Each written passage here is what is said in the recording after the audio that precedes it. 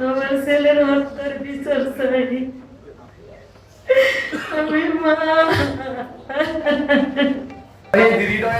স্ত্রী মুক্তা বেগম এবং পরিবারের অন্যান্য সদস্য এসেছেন, তাদেরকে অনুদান মহানগরী আমিরের কাছ থেকে অনুদান গ্রহণ করার জন্য আমি অনুরোধ করছি। এই খুনি শেখ হাসিনার বিচার চাই, আপনারা সবাই সহযোগিতা করবেন। আমি শহীদ রিয়াজুল ইসলামের স্ত্রী, সে আমার সব একমাত্র ভরসা ছিল, কিন্তু 4 তারিখ বিকালে সে গুলিবিদ্ধ হয়ে অবস্থায় মারা গেছে, শহীদ হয়েছে। কিন্তু আমি শেখ হাসিনার বিচার চাই, আর তার ফাঁসি চাই। আমার স্বামীকে সে খুন করেছে, হত্যা করেছে, আমি তাদের কাছে বিচার চাই। বাড্ডা থানা পুলিশ গুলি করে। আমি হাসিনার বিচার চাই, ফাঁসি চাই, আমি আর কিছু চাই না। আমার ছেলের হত্যার বিচার চাই। আমি মা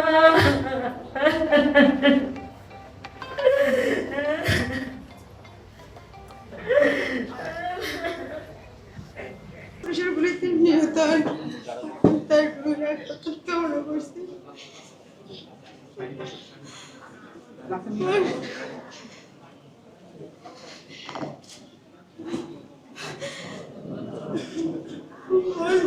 সঙ্গে সঙ্গে মারা যায়।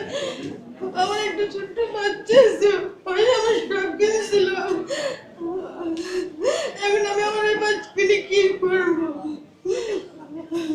আমি ওই স্বৈরাচারের বিচার চাই, ওর ফাঁসি চাই, যে আমার স্বামীকে নৃশংসভাবে হত্যা করছে। আমি যে একটু মাথা পর্যন্ত জায়গা নাই, একটা ঘর দিব যে মানে ঘরের সব কিছু করছে, সেটা আমি করতে পারলাম না। আমি আর বেঁচে চাই।